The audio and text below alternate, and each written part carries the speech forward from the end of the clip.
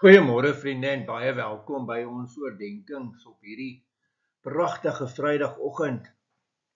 En ons gaan nou voort met Jesaja 66. Ons is by vers 6. Die geluid van 'n rumoer uit die stad, 'n geluid uit die tempel, die stem van die Here wat met sy vyande afreken volgens wat hulle verdien. Geliefdes, ons gaan net hierdie een vers lees, juis omdat môreoggend se gedeelte eintlik 'n bietjie langer is en 'n pragtige beeld het wat die profeet gebruik, maar jy moet besef wanneer die mense hierdie hoor, dat daar kom 'n geluid, 'n rumoer uit die stad, en dit kom uit die tempel uit.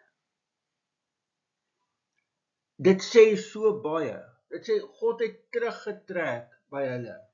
Want onthou nou, die hele boodskap van Jesaja is, God het eintlik uit die tempel uitgetrek. Nee, God het hulle gelos, as gevolg van hulle oortredings, as gevolg van hulle sondes.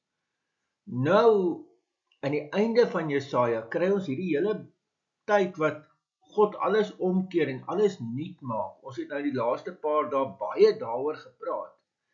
Maar hierdie ongelooflike ding, dat God kom keer alles om. En een van die goed wat God doen, is dat hy kom trek terug in Jerusalem. Hy kom trek terug in die tempel.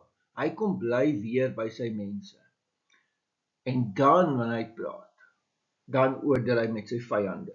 Nou, in hierdie konteks, moet jy onthou, is hierdie 'n geweldige trooswoord. Want hier's 'n groep mense wat aan die Here vashou en wat heeltyd worstel met, maar wat van hierdie mense wat niks voel vir God nie? Wat van hierdie mense wat maak of God nie bestaan nie? Wat van hierdie mense wat ons te nakom?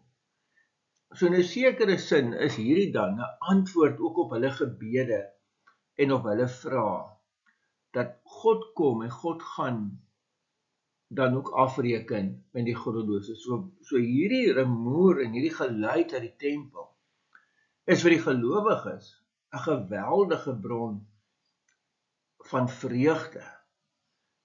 So mag ek en jy ook aan dit vashou. Kom ons bid saam. Here almagtige God, baie dankie ook vir hierdie teks. En ja, Here, dankie vir alles wat ons al uit Jesaja kon leer. Dankie dat ons ook as gelowiges mag uitsien na die wederkoms van ons Here Jesus Christus. Dat dit nie vir ons 'n bangmaak storie is nie. Ons eer U daarvoor in die naam van ons Here Jesus Christus. Amen. Vriende, mag jy 'n baie mooi en 'n baie geseënde dag hê. Totsiens.